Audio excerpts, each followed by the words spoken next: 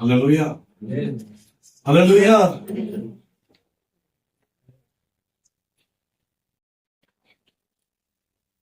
కొత్త మాసం, మొట్టమొదటి పరిశుద్ధ దినం. ఇంత కొత్తగా ఉంటే నువ్వు ఏదో ఆ పాత వాక్యమే చెప్పుకుంటున్నావు. ఎందుకు పాతది చెప్పి చెప్పి చెప్పి చెప్పి ఎందుకు? హల్లెలూయా. ఎందుకంటే దేవుడు 2 ప్రశ్నలు అడుగుతున్నాడు. కష్టమైన ప్రశ్నలు 2. నా కొరకు ఎలాంటి మందిరము మీరు కట్టుదురు? హల్లెలూయా. ఈ ఒక్క మాటకు మనం సరిగ్గా జవాబు ఇవ్వగలిగితే కొత్త అంశానికి మనం పోదాం. నా కొరకు ఎలాంటి మందిరం మీరు కట్టుదురు?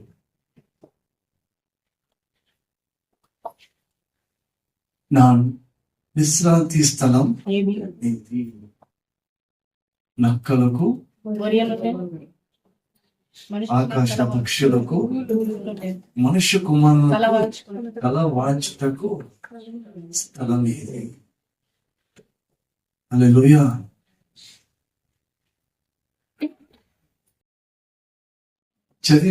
మాట్లాడిన ఈ మాటల్లో నేను పర్ఫెక్ట్ గా ఉన్నానని మనం చెప్పగలము.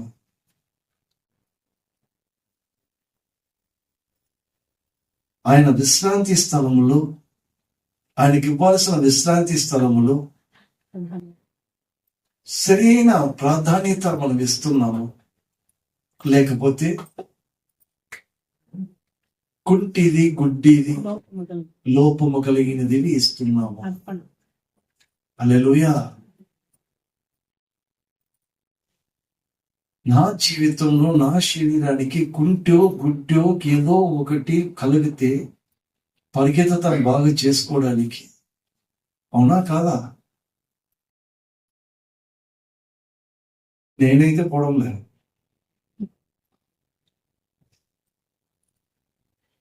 నిన్న కూడా ఇంట్లో బీబీ చూసుకుంటే అమలాలు వచ్చినారు ఇంటికి. ఎంత ఉంది అమలా? ఎక్కడైనా రికార్డు ఉందా? ఈ సైడ్ 40 ఉండింది, ఎప్పుడైనా చూసినారా? నా శరీరంలో కూడా లోపం ఉంది, కానీ దేవునికి ఇచ్చే దాంట్లో లోపము ఉండకూడదు. దానికి చాలా ప్రయత్నాలు చేయాలి. ఆ ప్రయత్నాలు దేవుడు అంగీకరించాలి. వీడు ప్రయత్నం చేస్తున్నాడు నాకు విశ్రాంతి స్థలం ఇవ్వాలని, కానీ పరిస్థితులను బట్టి వాడు చెయ్యలేకపోతున్నాడు. అని చూసి చూసి చూసి ఉన్నతమైన స్థానంలో నుంచి చేయి పట్టుకొని చేస్తాడా చెయ్యడా? ఎలా చేస్తాడు? 38 సంవత్సరాల నుంచో లేకపోతే ఎన్ని సంవత్సరాల లెక్కలు నాకు తెలియదు, కానీ ఒక బెతెస్దా కోలం దగ్గర 38 years నాడు కూర్చుని ఉండి వాడు ఎంతో ప్రయత్నం చేస్తున్నాడు. చూసి చూసి చూసి దేవుడు ఏమి చేశాడు? నువ్వు ఆడిపోయి ఏం ముందుతావులే కానీ లే, హల్లెలూయా అనేటట్టుగా మన ప్రయత్నాలు దేవుడు అంగీకరించినట్లుగా, ఆ ప్రయత్నాలు దేవునికి విశ్రాంతి స్థలం ఉండినట్లుగా దేవుడు చేరొచ్చిన మనల్ని ఆశీర్వదించి దీవించును గాక. ఆమేన్. క్వశ్చన్ ఏంటంటే, నా కొరకు ఎలాంటి మందిరము కట్టుదురు? నా విశ్రాంతి స్థలం ఏది? ఎందుకు ఎందుకు ఆయనకు విశ్రాంతి స్థలం అనేది ఇవ్వాలంటే, మనలను ఈ దేహాన్ని ఆయన వెలపెట్టి కొని ఉన్నాడు. మనము మన సొత్తు కాదట. హల్లెలూయా. ఈ దేహము మన సొత్తు కాదు. ఈ దేహము ఆయన సొత్తు అయినప్పుడు ఆయనకు విశ్రాంతి స్థలము ఇవ్వాల్సిందే. ఆయనకు విశ్రాంతి స్థలము ఇస్తూ ఆ యొక్క శిరస్సు, సంఘానికి శిరస్సు అనబడిన క్రీస్తుకు మనం ఏం కావాలి? లోబడాలి. ఈ దేహం ఆయనకు అప్పగించుకోవాలి. ఈ దేహము ఆయనకు అప్పగించుకోవాలి. ఎట్లంటే, నా ప్రవర్తనను, నా మార్గం ఆయనకు అప్పగించాలి. ఎందుకంటే ఆయనే ఆయనే మార్గము, సత్యము, జీవమై ఉంటున్నాడు. ఆయనే మార్గము అని మనము ధ్యానించినప్పుడు ఆ మార్గంలో ఆయన ఏ విధంగా జోక్యము చేసుకుంటాడో మనం చూసాం. హల్లెలూయా. I repeat again and again and again and again. I want your attention, please. Okay. ఈ మొట్టమొదట ఉపమానము చెప్పినప్పుడు బాగా వినండి, గుర్తు పెట్టుకోండి. యెరూషలేము నుండి యెరికో, ఇంకొకటి యెరూషలేము నుండి ఎమ్మాయి, ఇంకొకటి ఎమ్మాయి నుండి యెరూషలేము, ఇంకొకటి యెరూషలేము నుండి బూదిగంతములు. అదే ఇప్పుడు ఉంటున్న మన జీవితం. హల్లెలూయా. ఆ బూదిగంతములో నుండి పరలోకం, ఇది ఒక ప్రయాణం. దానికి నేను రిపీటెడ్ చేస్తున్నాను. యెరూషలేము నుండి ఒకడు యెరూషలేము నుండి యెరికోకు దిగి వస్తున్నాడట. దిగి వస్తున్నప్పుడు దొంగల చేత కొట్టబడి కొర ప్రాణముతో వదిలిపెట్టినప్పుడు యాజకుడు వచ్చాడు, లేవి వచ్చాడు, వాడు ఏమీ చేయలేకపోయాడు. ధర్మశాస్త్రము కూడా ఏమీ చేయలేకపోయింది. కానీ ఒక మంచి సమరయుడు పరలోకం నుంచి దిగి వచ్చాడు, చేశాడు. ఆ చేసిన దాంట్లో, ఆ మార్గములో మనము కూడా ఉన్నాం. ఈ లోకంలో దొంగల చేత కొట్టబడి కొర ప్రాణంతో ఉంటున్న మన జీవితాలకు ఆయన సంపూర్ణంగా ఆయన అప్పగించుకొని ఆయన ప్రాణాన్ని పెట్టాడు. ఈ కొర ప్రాణం ఉన్న వారిని బ్రతికించాడు. హల్లెలూయా.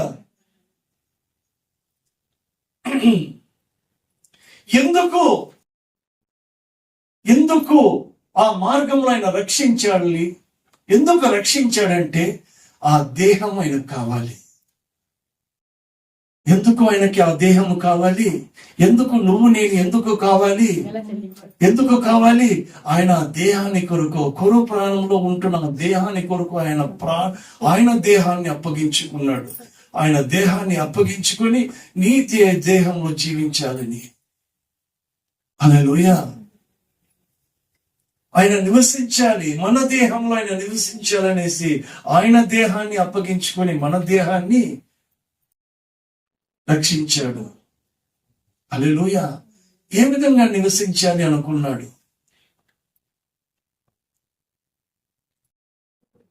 వాక్యము శరీరధారి అయి కృపా సత్య సంపూర్ణుడుగా. హల్లెలూయా. ఇప్పుడే మనం ధ్యానించాం, కృప నిండుగా ఉన్నది. కృపను మనము అనుభవిస్తుంటున్నాం. హల్లెలూయా.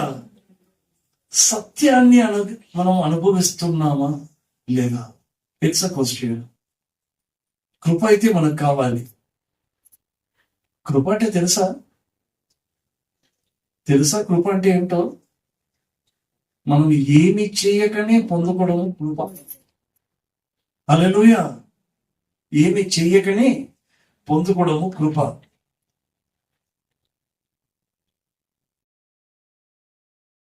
కృప అయితే మనం సంపూర్ణంగా పొందుకుంటున్నాం. ఆయన కృపకు మాత్రమే సంపూర్ణుడు కాదు, సత్యానికి కూడా సంపూర్ణుడు.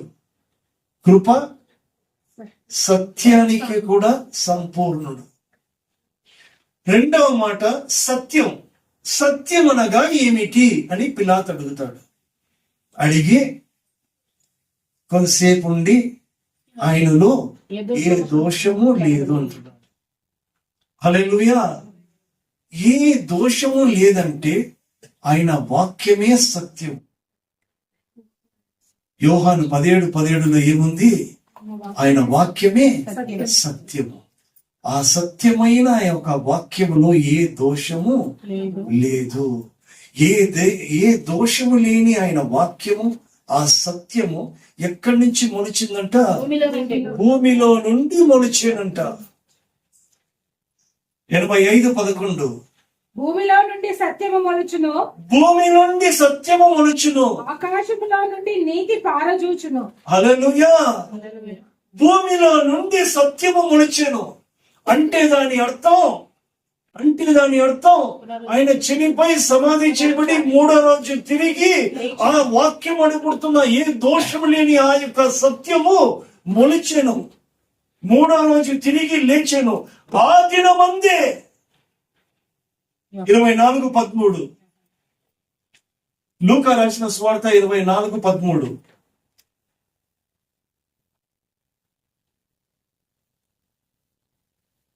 ఇదిగో ఆ దినమందే, ఏ దినమందు? ఆ సత్యము మొలిచిన దినమందే, వేరే దినము కాదు. హల్లెలూయా. ఏ దోషము లేని ఆ యొక్క సత్యము మొలిచిన దినమే. ఆ దినమందే వారిలో ఇద్దరు యెరూషలేమునకు ఆమడ దూరమున ఉన్న ఎమ్మాయి అను ఒక గ్రామమునకు వెళ్ళుచు జరిగిన ఈ సంగతులన్నిటిని గురించి ఒకరితో ఒకరు సంభాషించుచుండిరి. చాలు. హల్లెలూయా. మనము మొట్టమొదట దీనిలో ఉపమానంలో ఒక ప్రయాణం ఒకటి చూసాం, ఒక మార్గము చూసాం.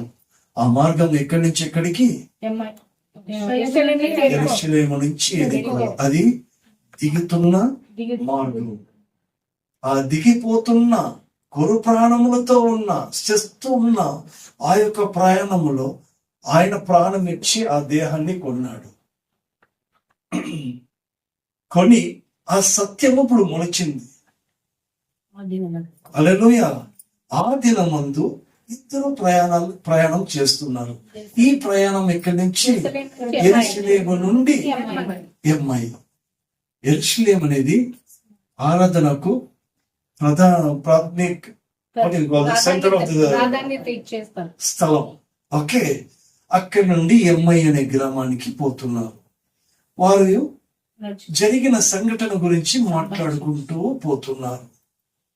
యేసు ప్రభు తానే దగ్గరకు వచ్చి, అయ్యా మీ సంభాషణ ఏంటి అని అడుగుతున్నాడు.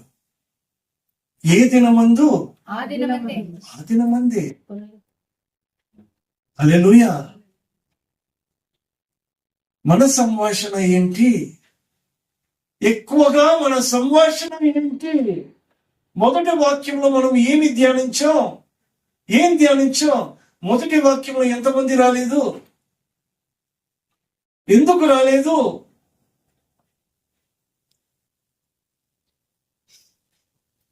వై?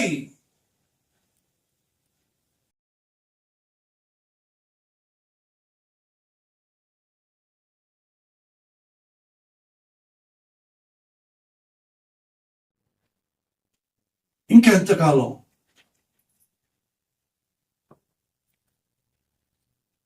దానికి ఈ వాక్యము మాటి మాటికి వినబడుతూనే ఉంది. ఏంటంట మాట? నా కొరకు మీరు ఎలాంటి మందిరం కట్టుదురు, నా విశ్రాంతి స్థలం ఏది? I repeat again. మనకు అనారోగ్యముతో త్వరగా రెడీ కాలేక, పరిస్థితులు మనకు అనుకూలంగా లేకుండా, నో అదర్ గో అనే పరిస్థితుల్లో లేట్ అయితే, నేను కూడా లేట్ వచ్చాను.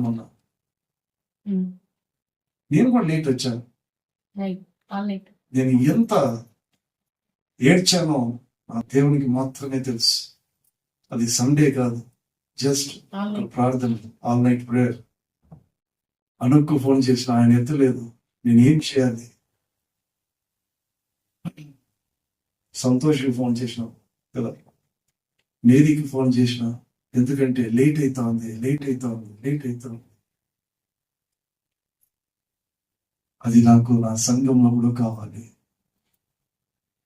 Are you with me church? ఇది దేవుడు చూడాలి.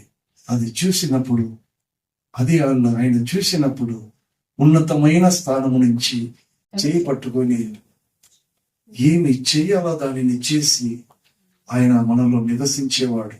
లేదా చర్చ్ అమ్మాయి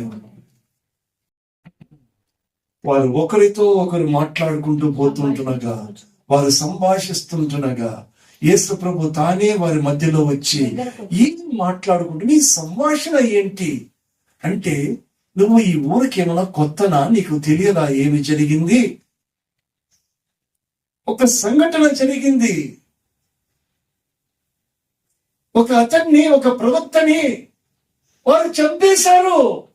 మేము అనుకున్నాము వారు ఇశ్రాయేలుని విమోచించేవాడని. ఒక అతన్ని చంపేశారు. మేము అనుకున్నాం ఆయన ఇశ్రాయేలుని విమోచించేవాడని. కానీ ఏం చేయాలి? అధికారులు, యాజకులు అందరు కలిసి ఆయన సిలువ వేసి చంపేశారు. మరి ఈ మధ్యలో కొంతమంది అంటున్నారు ఆయన తిరిగి లేచాడని. ఏందో మాకిది చాలా ఆశ్చర్యకరంగా ఉన్నది. అంటే ఈయన అంటున్నాడు, ఓ అవివేకులారా, ఏంటంట, ఓ అవివేకులారా, తెలిసిన మీకు మోషే నుండి ప్రవక్తలు అందరూ ఆయన గురించే కదా రాయబడి ఉన్నది. ఆ రాతలు మీకు అర్థము కాలేదా? అందులో సత్యాలు ఉన్నాయి, మీకు అర్థము కాలేదా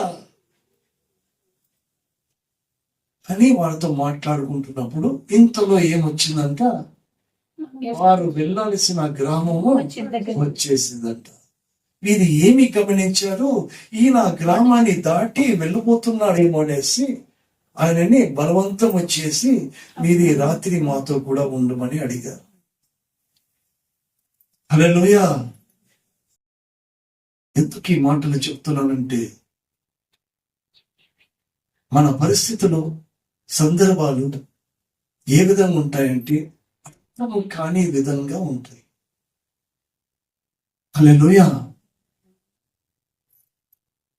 వారు ఎక్కడున్నారు? యెరూషలేమునైతే కాదు. యెరూషలేం అంటే అర్థం సమాధానం. వారు యెరూషలేములో లేదు. ఎక్కడున్నారు? ఎమ్మయిలో ఉన్నారు. ఎమ్మయి అంటే ఏంటి? వెచ్చదనం. కొన్ని సార్లు మన జీవితంలో కూడా యెరూషలేం అనబడుతున్న సమాధానం లేకుండా కడుపు మండిపోతున్న ఒక పరిస్థితులు వస్తాయి.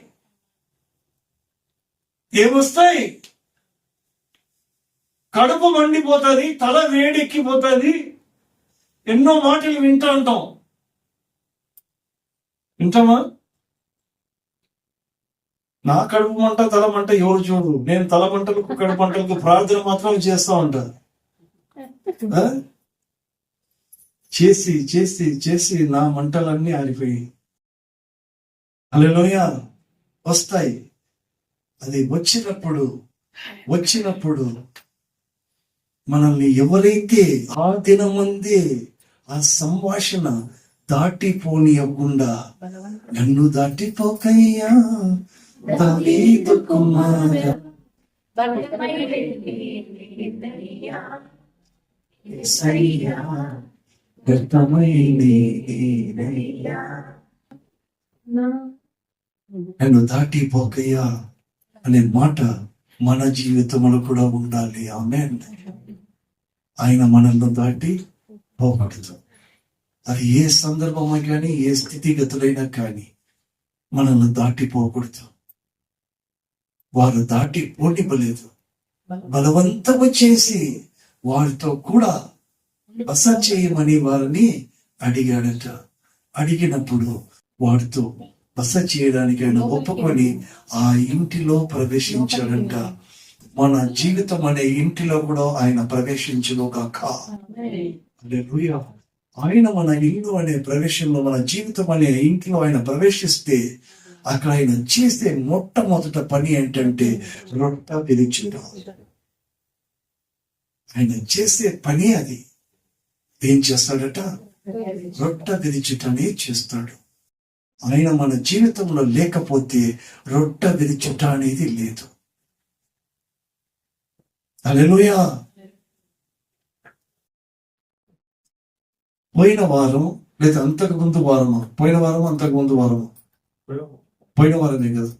పోయిన వారము ప్రతి రొట్టె విరిష్ట గురించి చాలా చక్కగా మనకు వివరించాడు. హల్లెలూయా. రొట్టె విరిచుట, జ్ఞాపకము చేసుకున్నట, హల్లెలూయా, అది చాలా ముఖ్యమైనది. అపోస్తలుడైన పౌలు ఏమంటున్నాడు? ఆయన నాకు అప్పగించిన వాటిని నేను మీకు అప్పగిస్తున్నాను.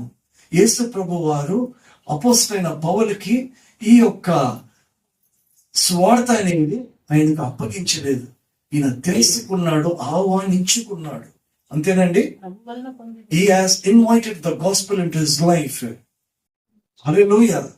ఏదైతే ఆయన అప్పగించుకున్నాడో, ఏదైతే ఆహ్వానించుకున్నాడో, ఏదైతే రొట్టె విరిష్టం ఆయన జీవితంలో జరిగిందో అదే ఇతరులకు ఆయన ఇస్తున్నాడు. ఆయన ఇంటిలో ప్రవేశించి 30 చదువుతామండి. లూకా రాసిన స్వార్థ 24:30. ఆయన వారితో కూడా భోజనమునకు కూర్చున్నప్పుడు ఒక రొట్టెను పట్టుకొని స్తోత్రమును చేసి దానిని విరిచి వారికి పంచిపెట్టగా వారి కన్నులు తెరవబడి ఆయనను గుర్తుపట్టి. హల్లెలూయా. తర్వాత ఏం జరిగింది నిర్మల? అప్పుడు వారు ఆయన త్రోవలో మనతో మాట్లాడుచు లేఖనములను మనకు బోధపరచుచున్నప్పుడు మన హృదయము మనలో మండుచుండలేదా? The eyes were opened and they knew him. తర్వాత ఆ గడియలోనే అది చదవాలని నిర్మల. Okay, come on. ఆ గడియలోనే వారు లేచి యెరూషలేమునకు తిరిగి వెళ్ళారు. అదృశ్యాయుడు ఎక్కడుంది? 31 చదవండి. వారి కన్నులు తెరవబడి ఆయనను గుర్తుపట్టిరి. అంతటా ఆయన వారికి అదృశ్యుడాయెను. చాలు, ఇది నాకు కావాలి. హల్లెలూయా. కన్నులు తెరవబడింది. అక్కడ కన్నులు కాదు, తెరవబడింది. కన్నులు తెరవబడకుండా వాళ్ళు నడిచారా? వారు అంతవరకు నడిచింది వెలిచూపుతో నడిచారు. అంతవరకు వారు నడిచింది వెలిచూపుతో నడిచారు. ఎప్పుడైతే రొట్టె విరిచుట జరిగిందో వారు మనోనేత్రములు తెరవబడింది. You got it? యెరూషలేము నుండి ఎమ్మై గ్రామం వరకు వారు ఎలా నడిచారో, ఏదో ఒక సందేహంతో, ఏదో ఒక డౌట్ తో, ఒక అతన్ని సిలువ వేశారు, ఆయన చనిపోయినాడు, ఆయన ఇజ్రాయేలీల ఒక విమోచకుడు అని అనుకున్నాము, కానీ ఆయన చనిపోయాడు. కానీ ఈ రోజు కొందరు అంటున్నారు ఆయన తిరిగి లేచాడని. ఒక సందేహముతో, వెలిచూపులతో వస్తున్నారు. హల్లెలూయా. మన జీవితంలో కూడా ఇటువంటి ప్రయాణం అనేది ఒకటి ఉంది. ఆ ప్రయాణం పేరు ఏంటి? సందేహం. హల్లెలూయా. It is uncertain journey. వారు కన్నులో తెరవబడింది అన్నప్పుడు వారు వెలిచూపులతో నడిచారు. మనకు జీవితంలో ఎప్పుడైతే సందేహం వస్తుందో, ఏమని వింటున్నారా? ఎప్పుడైతే నీకు సందేహము గాని, నీ స్థితి పరిస్థితులు నీకు అనుకూలంగా లేనప్పుడు, దాని గురించి నువ్వు ఆలోచిస్తున్నప్పుడు నీ మనోనేత్రములు తెరవబడదు. అప్పుడు ఏమి తెరవబడుతుంది? అప్పుడు ఏముంటది? You are walking with your sight, not by faith. నువ్వు వెలిచూపులతో నడుస్తున్నావు అని అర్థం. నువ్వు ఎప్పుడైతే వెలిచూపులతో నడుస్తున్నావో నువ్వు యెరూషలేములో మాత్రం ఉండలేవు. ఎందుకంటే యెరూషలేము అనబడేది సమాధానం, ఎమ్మై అనేది వెచ్చదనం. వెచ్చదనానికి సమాధానానికి చాలా తేడా ఉంది. హల్లెలూయా. ఎప్పుడైతే వారి యొక్క జీవితంలో, వారి కుటుంబంలో వారిని ప్రవేశించి ఆ రొట్టె విరిచుట జరిగిందో వారి మనోనేత్రములు తెరవబడింది. వారి యొక్క వెలిచూపులతో చూసేటిది అదృశ్యమైపోయింది. హల్లెలూయా. ఏం అదృశ్యం అయిపోయింది? యేసు ప్రభు అదృశ్యం కాలేదండి. మన ప్రాక్టికల్ జీవితంలో చూసుకుందాం. ఇప్పుడు ఒక సందేహంతో, ఒక క్వశ్చన్తో నేను జీవిస్తున్నా. నేను ఈ విధమైన ఆలోచనతో, ఇక ప్రశ్నలతో ఉన్నప్పుడు నా పరిస్థితులంతా వెలిచూపులు. ఎప్పుడైతే యేసు ప్రభు వారు చనిపోయి సమాధి చేయబడి తిరిగి లేచాడో, విశ్వాసం లేకుండా దేవునికి ఇష్టమై ఉండుట అసాధ్యము. ఆయన యుద్ధకు వచ్చేవారు ఆయన నీ యుద్ధకు వచ్చినప్పుడు ఆయన ఉన్నాడనియు, ఆయనను వెతుకు వారికి ఫలము దయచేవాడని నమ్మవలను కదా. ఎప్పుడైతే ఈ యొక్క వెలిచూపుల నుంచి ఆ రొట్టె విరుచుట ఆయన ఉన్నాడనేది మనలో కలుగుతుందో, అప్పుడు మన మనోనేత్రములు వెలిగించబడి మన పరిస్థితులు ఏమైపోతాయి? అదృశ్యం అయిపోతాయి. ఇదే సత్యం. హల్లెలూయా.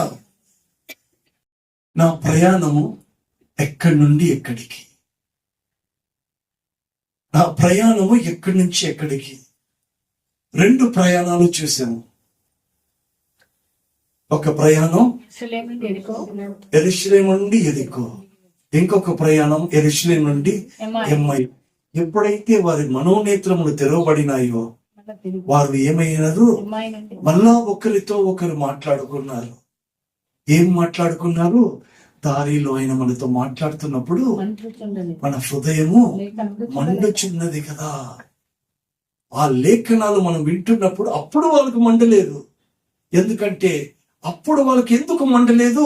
వాళ్ళ పరిస్థితులు మండుతా ఉండింది. ఏం మండుతా ఉండింది? వారి దినచర్య ఇది జరుగుతుందా లేదా, ఏం అవుతుందో ఏమో. ఇవి ఎక్కువగా మండుచున్నది. ఇవి ఎక్కువగా మండుచున్నప్పుడు లేఖనాలు వారికి అర్థము కాలేదు, జ్ఞాపకానికి రాలేదు. ఎప్పుడైతే ఆ మనోనేత్రంలో వెలిగించబడిందో, ఆయన ఉన్నాడని ఎప్పుడైతే నమ్మినారో, అప్పుడు ప్రయాణములో హల్లెలూయా ఎప్పుడైతే ఇది గుర్తొచ్చిందో, వారు వెంటనే లేచి ఎక్కడికి పోయారు? తిరిగి ఎమ్మై నుండి యెరూషలేముకు పోయారు. వచ్చేటప్పుడు సందేహముతో వచ్చారు. ఒక నిర్ధారించబడి ఒక అన్సర్టన్ లైఫ్. అన్సర్టన్ అంటే నిశ్చయత లేని, లేకపోతే సందేహం పడుతున్న జీవితం అది. ఇప్పుడు వెళుతున్నప్పుడు ఎలా పోతున్నారు? ఒక కాన్ఫిడెంట్ తో పోతున్నారు. ఏమని చదువుతాం. 32, 33. అప్పుడు వారు త్రోవలో మనతో మాట్లాడుచు లేఖనములను మనకు బోధపరచుచున్నప్పుడు మన హృదయం మనలో మండుచున్నది లేదా ఒకరితో ఒకరు చెప్పుకొని, ఆ గడియలోనే వారు లేచి యెరూషలేమునకు తిరిగి వెళ్ళగా 11 శిష్యులను వారితో కూడా ఉన్న వారును కూడి వచ్చి ప్రభువు నిజముగా లేచి సీమోను చాలు. హల్లెలూయా. ఇప్పుడు చెప్పండి, నా ప్రయాణము యెరూషలేము నుంచి యెరికో ఉందా, యెరూషలేము నుంచి ఎమ్మై ఉందా, లేకపోతే ఎమ్మై నుండి యెరూషలేము ఉందా? అందరి యొక్క జీవితాలు, మన అందరి జీవితాలు యెరూషలేము నుంచి యెరికో. ఆ జీవితంలో మనం ఎలా ఉన్నామంట? కొర ప్రాణముతో పడి ఉన్న స్థితిలో ఉన్నాం. అప్పుడు దేవుడు తానే వచ్చి మన గాయములను కట్టుకట్టి ఆయన భుజముల మీద మనల్ని మోసుకొని మనకేమిచ్చాడు? ఒక జీవితం ఇచ్చాడు. సో యెరూషలేము నుంచి యెరికో ఒక జీవితం. ఏమది? అది ఒక జీవితం, జీవము కాదు. ఐ రిపీట్ అగైన్, అది ఒక జీవితం. మనం రక్షణ పొందిన జీవితం. హల్లెలూయా. జీవితం ఎక్కడి నుంచి వచ్చింది? యెరూషలేము నుంచి యెరికోలో ఒక జీవితం అనేది వచ్చింది. ఆ జీవితానికి ఏం కావాలి? సత్యము కావాలి. ఆ సత్యం అనేది వచ్చినప్పుడు, తెలుసుకోవాలనుకున్నప్పుడు, వాళ్ళ జీవితం ఎక్కడి నుంచి ఎక్కడికి పోయింది? యెరూషలేము నుండి ఎమ్మైకి పోతా ఉంది. సందేహం. ఆయన ఉన్నాడా లేడా సందేహం. మనకి సందేహం ఉన్నాడా? యేసు ప్రభు తిరిగి లేచాడా? చనిపోయాడా? మళ్ళా రిపీట్ అగైన్, ఆయన చనిపోయినాడా? వాళ్ళు ఏమంటున్నారంటే, బాగా వినండి, యెరూషలేము నుంచి యెరికోకు పోతున్నప్పుడు విమోచకుడిని ఆయనని చంపేశారు అని అనుకుంటున్నారు. ఎప్పుడైతే ఎమ్మై నుంచి యెరూషలేముకు వస్తున్నారో ఆయన జీవించున్నాడు అని వచ్చినారు. ఇక్కడి నుంచి యెరూషలేము నుంచి ఎమ్మాయికి పోతున్నప్పుడు వారి యొక్క వెలుచూపులతో నడిచారు. ఎప్పుడైతే ఎమ్మాయి నుండి యెరూషలేముకు వస్తున్నారో మనోనేత్రములు తెరవబడి వచ్చినారు. ఇప్పుడు నా ప్రయాణము ఎక్కడి నుంచి ఎక్కడికి? యెరూషలేము నుంచి ఎమ్మాయికా, ఎమ్మాయి నుంచి యెరూషలేముకా? ఎమ్మాయి నుంచి అందులో ఎమ్మాయి నుంచి యెరూషలేము కంటే మీకు ఎందుకు సందేహం? జీవితంలో ఎందుకు ప్రశ్నలు? జీవితంలో ఎందుకు ఆరాటం? ఎందుకు అపనమ్మకం? అవునా కాదా? అని సజీవుడైన దేవుడికి నా ప్రాధాన్యత ఏమిస్తున్నా? ఏంటి నా ప్రాధాన్యత? ఆయన జీవించున్నాడా లేదా? ఐ రిపీట్ అగైన్, ఆయన జీవించున్నాడా లేదా? క్వశ్చన్ ఏమంటే, ఆయన జీవించున్నాడు, నేను జీవము గలవాడినా లేదా అని తెలుసుకోవాలి. దానికి ఆయన ఏమన్నాడు? నేనే మార్గము, సత్యము, జీవము. హల్లెలూయా. నా ప్రయాణం ఎక్కడి నుంచి ఎక్కడికి ఉండాలి? ఎమ్మాయి నుంచి యెరూషలేముకు వస్తున్నప్పుడు ఆయన ఉన్నాడనియో, ఆయనను వెతుకు వారికి ఫలము దయచేవాడని నమ్మవలను కదా. నమ్మవలను కదండి కదా. ఫలము దయచేస్తాడా లేదా? కానీ ఎందుకు ఫలము మనకు దొరకడం లేదంటే, ఆయనని సరైన రీతిలో వెతకడం లేదు. మొదట ఏమి వెతకాలి? మరి నేనేం వెతుకుతున్నా? నేను వేరే ఆయనని వెతుక్కుండా నేను వేరే వెతికితే నేను ఎక్కడ ఉన్నా? నా ప్రయాణం ఎక్కడి నుంచి ఎక్కడికి? యెరూషలేము నుంచి ఎమ్మయ్యే గాని అది ఎమ్మాయి నుంచి యెరూషలేము ప్రయాణం అయితే కాదు. ఎందుకంటే ఆయనను వెతుకు వారికి ఆయన ఫలము దయచేసేవాడు అని నమ్మినప్పుడు నేను ఎమ్మాయి నుంచి ఎక్కడికి రావాలి? యెరూషలేముకు తప్పకుండా రావాలి. ఎందుకు రావాలి ఎట్లంటే, ఆయనే మార్గము, సత్యము, జీవము. ఆయనే. ఏంటండి జీవం అంటే? జీవం అంటే ఏంటి? ఆదికాండము 2:7. దేవుడైన యెహోవా నీలమంటితో నరుని నిర్మించి వాని నాసికా రంధ్రములలో జీవవాయువును ఊదగా. ఏమి ఊదగా? జీవవాయువును, జీవాత్మ ఊదగా, జీవవాయువు ఊదగా వాడు ఏమయ్యాడు? ఏమయ్యాడు? అసలు జీవము గల ప్రాణికి జీవ ఆత్మకు తేడా తెలుసా?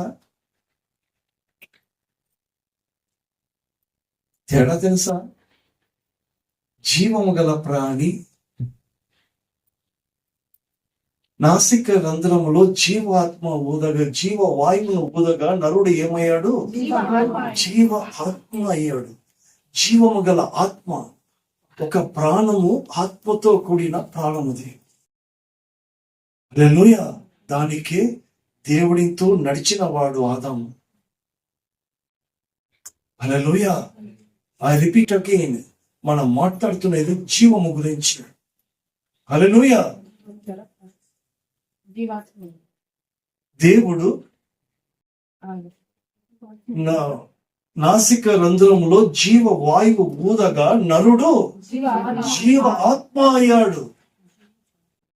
He became a living being, not a living soul. He became a living being. హల్లెలూయా. ఆ జీవ ఆత్మ పొందుకున్నప్పుడు, యేసు తండ్రి యెహోవా దేవుడు ఇట్లా వస్తున్నప్పుడు ఆయనతో కూడా నడిచినవాడు. ఎందుకు? ఆయన ఆత్మ ఆయనలో జీవించినప్పుడు. ఎప్పుడైతే చేయవద్దు అనే పని చేశాడో వాడు ఏమైపోయాడు? 1 కొరింథీ 15:45 అయిపోయాడు. కొరింథీయులు రాసిన మొదటి పత్రిక 15:45 అయిపోయాడు. ఇందు విషయమై ఆదామనబడుతున్న మొదటి మనుష్యుడు జీవించు ప్రాణి ఆయనని రాయబడింది. హల్లెలూయా. ప్రాణం, అక్కడ ప్రాణం అయ్యాడు, ఆడ ఆత్మ అయ్యాడు. ఆ ఆత్మలో దేవుని యొక్క మహిమ ఇమిడి ఉంది, దేవుని యొక్క తేజస్సు ఇమిడి ఉంది, దేవుని యొక్క శక్తి ఇమిడి ఉంది. హల్లెలూయా. అక్కడ యెరూషలేము ఇమిడి ఉంది. It was on Jerusalem. ఎప్పుడైతే యెరూషలేములో ఉన్నాడో జీవ ఆత్మయి ఉన్నాడు. ఎప్పుడైతే యెరూషలేము నుంచి బయటికి వచ్చాడో జీవము గల ప్రాణి అయ్యాడు. నేను జీవ ఆత్మనా లేకపోతే జీవం కలిగిన ప్రాణినా? ఇట్స్ అదే question. That is a life. హల్లెలూయా. హల్లెలూయా.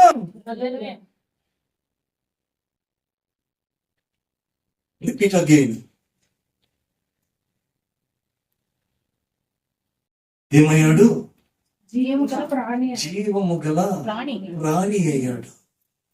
ఈ జీవము గల ప్రాణి జీవ ఆత్మను తెలుసుకోవాలంటే ఖచ్చితంగా వాడు బూది గంతముల నుంచి ఐ రిపీట్ అగైన్.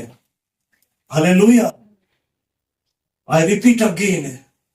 యెరూషలేములో ఉన్నప్పుడు, ఏదోను తోటలో ఉన్నప్పుడు వాడు జీవ ఆత్మ. ఎప్పుడైతే వాడు ఈ బూది గంతములో ఎనబడుతుంటున్న బూది గంతంలో ఉన్నాడో వాడు జీవము గల ప్రాణి. హల్లెలూయా. ఆ జీవం గల ప్రాణి యెరూషలేముకు రావాలి. హల్లెలూయా. యేసు ప్రభు వారు యెరూషలేముకు పస్కా పండుగకు ఎన్ని రోజుల ముందు వచ్చాడండి? ప్రదీప్, 6 దినముల ముందు వచ్చాడు. ఎందుకంటే యెరూషలేముకే రావాలి. ఎందుకు యెరూషలేముకే రావాలి? That is centred. అక్కడికే రావాలి. హల్లెలూయా. నేను ఇంట్లో కూర్చొని టీవీలో వాక్యం వింటానంటే నేను ఏదో ఒక దీంట్లో వాక్యం వింటాను, టీవీలో వాక్యం వింటాను, టీవీలో బల్ల ఎరుకొడితే నేను ఇక్కడ తింటాననేది ఇట్స్ నాట్ ద క్వశ్చన్. హల్లెలూయా. యెరూషలేముకు రావాల్సినదే, మందిరానికి రావాల్సిందే. సిల్వను గురించిన స్వార్థ అర్థము కావాలంటే ఎమ్మైని విడిచిపెట్టి, బూదిగంతములు విడిచిపెట్టి యెరూషలేముకు రావాల్సిందే. You have to turn. ఎందుకు టర్న్ కావాలి? నువ్వు జీవము గల ప్రాణి గనుక నీకు ఏమవసరం? జీవము గల ఆత్మ అవసరం. హల్లెలూయా. అపొస్తలుల కార్యం 1:4. త్వరగా అన్నం వచ్చేసిందా? ఓ అబ్బో. ఆయన వారిని కలుసుకొని ఇలాగ ఆజ్ఞాపించాను, మీరు యెరూషలేము నుండి వెళ్ళక నా వలన వినిన తండ్రి యొక్క వాగ్దానము కొరకు కనిపెట్టండి. హల్లెలూయా. తండ్రి యొక్క వాగ్దానము గురించి కనిపెట్టు. ఏంటి వాగ్దానం? 8.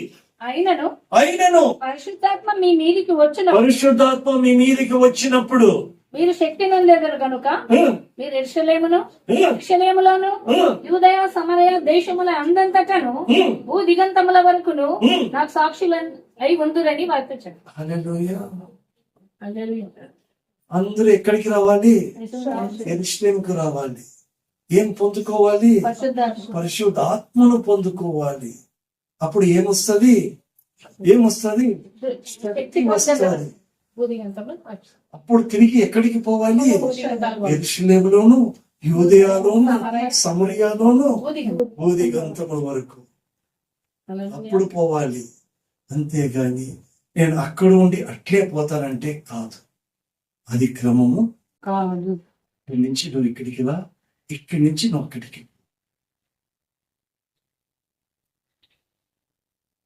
అమ్మా నిర్మల, 1 కొరింథీ 15:45 రెండో భాగం చదవమా.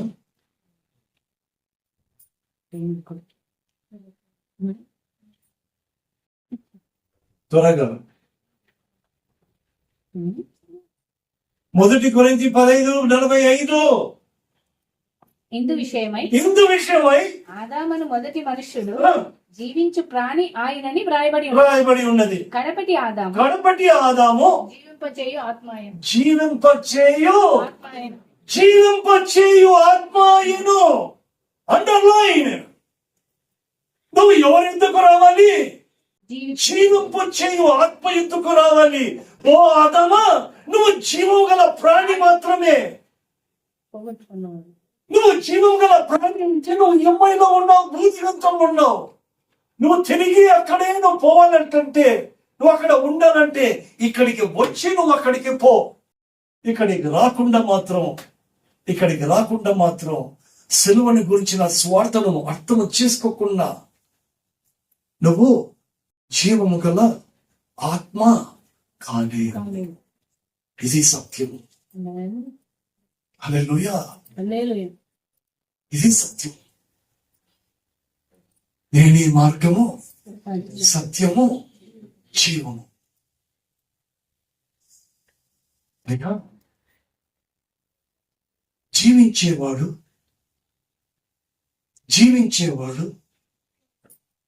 చావక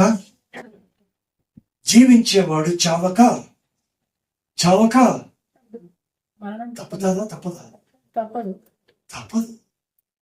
తప్పిన తర్వాత జీవితం ఏమి? అరిబిటగేని. జీవించేవాడు చావక తప్పదు. చనిపోయిన తర్వాత జీవితం ఏమి? అక్కడ జీవం ఉంటుందా ఉండదా? హల్లెలూయా. నేనే మార్గము, సత్యము, జీవము. ఇప్పుడు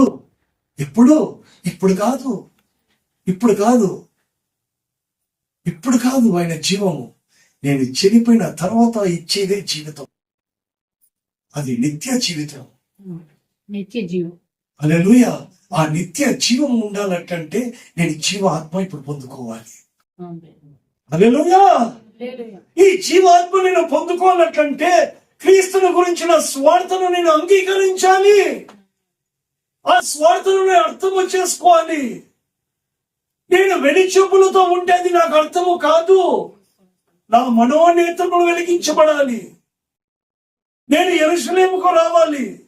స్థిమితమైన మనసుకు రావాలి. దేవుని సన్నిధిలో ఉండాలి. ఆయనకు అంటగట్టబడాలి. అప్పుడు నాలో ఏమి ప్రవేశిస్తుంది? జీవింపచేయు ఆత్మలో నాలో ప్రవేశించబడుతుంది. హల్లెలూయా. ఈ వారమే దీన్ని క్లోజ్ చేయాలనుకున్నా. వచ్చే వారం దీన్ని క్లోజ్ చేస్తా. ఒక కథ చెప్తాను. మొదటి దానికి కథ యెరూషలేము నుండి ఎరుకో, రెండవది యెరూషలేము నుండి ఎమ్మాయి, మూడవది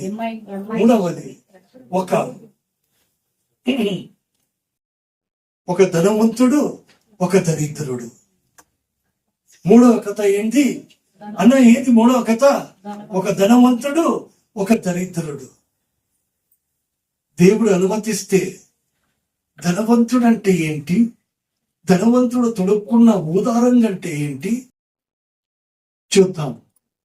ఇప్పుడు ముగిస్తున్నా. ఒక ధనవంతుడు ఉన్నాడు, ఒక దరిద్రుడు ఉన్నాడు. ఇద్దరు చనిపోయారు. హల్లెలూయా. ఇద్దరు చనిపోయారు.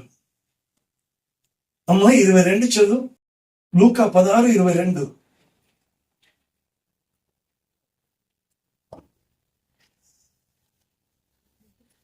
ఆ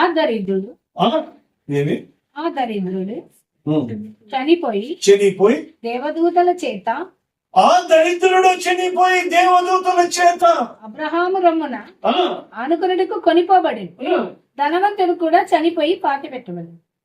ఎత్తుపడడా? దీని అర్థం ఏంటో తెలుసా? మూడో కథ అర్థం ఏంటో తెలుసా? ధనవంతుడు దరిద్రుడు ఇద్దరు చనిపోయారు. దరిద్రుడికి చనిపోయిన తర్వాత కూడా జీవితం ఉంది. హల్లెలూయా. ధనవంతుడు పాత పెట్టబడ్డాడు, వాడు విడువబెట్టబడినాడు. హల్లెలూయా. వాడికి జీవితం లేదు. నేనే మార్గము, సత్యము, జీవము. మరి ఆ వాడికి జీవము లేదే. Got it? అని అర్థమైతుందా? ఇద్దరు చనిపోయారు. నేను మాట్లాడేది జీవము అనేది ఇప్పటికి కాదు, ఇప్పుడు మనము జీవిస్తున్నాము. ఇప్పుడు జీవిస్తున్నాము. జీవము చనిపోయిన తర్వాత ఉండే జీవితము నిత్య జీవము అంటారు. హల్లెలూయా. ఇప్పుడు జీవిస్తున్న మనకు కొనసాగించబడడానికి ఆత్మనిచ్చాడు. ఆత్మ ఎవరికి ఉండింది? ఆదాముకు ఉండింది. ఆదాముకు ఉన్నప్పుడు వానిలో నివాస స్థలముగా ఉన్నాడు. ఇప్పుడు నాలో ఆత్మ ఉంటే నన్ను నివసిస్తాడు. ఆత్మ లేకపోతే నేను ఒక ప్రాణి అయితే ఆయన ఖచ్చితంగా నివసించాడు. హల్లెలూయా. ఆయన నివసించాడు. ఆయన ఎందుకు నివసించాలంటే ఆ దేవదూత అనబడుతుంటున్న ఆత్మ దేవుడు మనల్ని చనిపోయాక తీసుకుని వెళ్ళాలి, బ్రతికున్నప్పుడు కూడా తీసుకుని వెళ్ళాలి. ఫస్ట్ తెస్సలోనికీయులకు రాసిన మొదటి పత్రిక 4:16-17 ముగిస్తాం. మొదటి తెస్సలోనికీయులకు రాసిన పత్రిక 4:16-17 ఆర్భాటముతోను, ప్రధాన దూత శబ్దముతోను, దేవుని బూరతోను పరలోకం నుండి ప్రభు దిగి వచ్చును. క్రీస్తునందు మృతులైన వారు మొదట లేతురు. క్రీస్తునందు మృతులైన వారు. ఆ దరిద్రుడు క్రీస్తునందు మృతులైన వాడు మొదట లేతురు. వాడు మొదట లేతురు. ఆ మీదట సజీవులమై నిలిచిన వారు ఎవరంటే జీవము గల ప్రాణి అయి మాత్రము కాదు, వాడు జీవము గల ఆత్మ అయి ఉండాలి. హల్లెలూయా. నా ప్రయాణం ఎక్కడికి? What is my journey? నువ్వు వదిలిపెడితే నేను ఇంటికి పోతాము అని వద్దండి. ఓకే,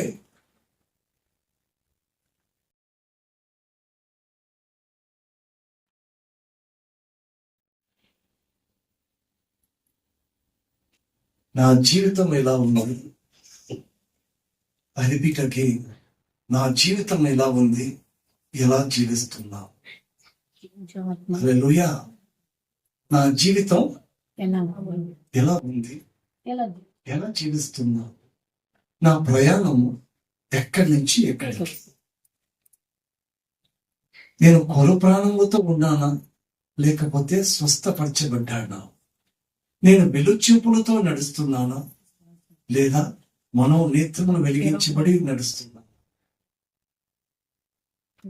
నేను జీవము గల ప్రాణినా, జీవించబడు ఆత్మ?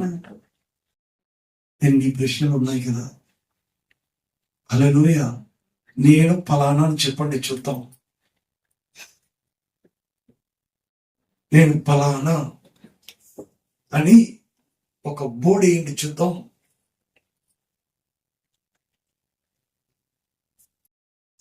ఆదాము ఏదెను తోట నుంచి వెళ్ళగొట్టక మునుపు, వెళ్ళగొట్టిన తర్వాత ప్రాణి అయ్యాడు. ఆడ ఉన్నప్పుడు ఆత్మ అయ్యాడు. Got it? మొదటి ఆదాము తోటలో ఉన్నప్పుడు, దేవునితో సంచరిస్తున్నప్పుడు జీవ ఆత్మగా ఉన్నాడు. బయటికి వెళ్ళగొట్టిన తర్వాత జీవం గల ప్రాణి ఉన్నాడు. హల్లెలూయా. మనము జీవ ఆత్మన, జీవం గల ప్రాణిన?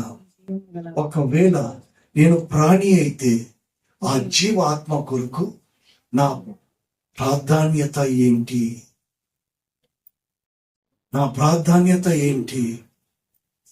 మొదట నేను ఏమి వెతుకుతున్నా, ఇవి లేకపోతే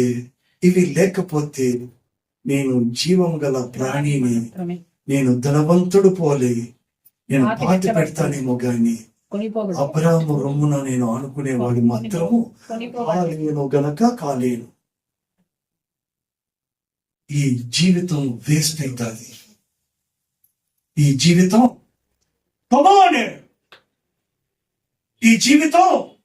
వేస్ట్, నిష్ప్రయోజనం. నేను ప్రాణి నుంచి ఆత్మగా మారాలంటే యెరూషలేముకు నేను ఇవ్వాల్సిన ప్రాధాన్యత నేను ఇవ్వాలి. ఆ ప్రాధాన్యత లేకుండా, ఆయన రాజ్యాన్ని అనే నీతిని నేను వెతకకుండా ఏదే గాని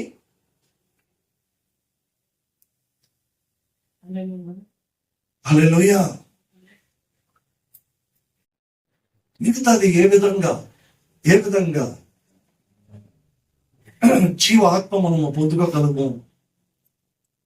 వచ్చే వారం మనం ధ్యానిద్దాం.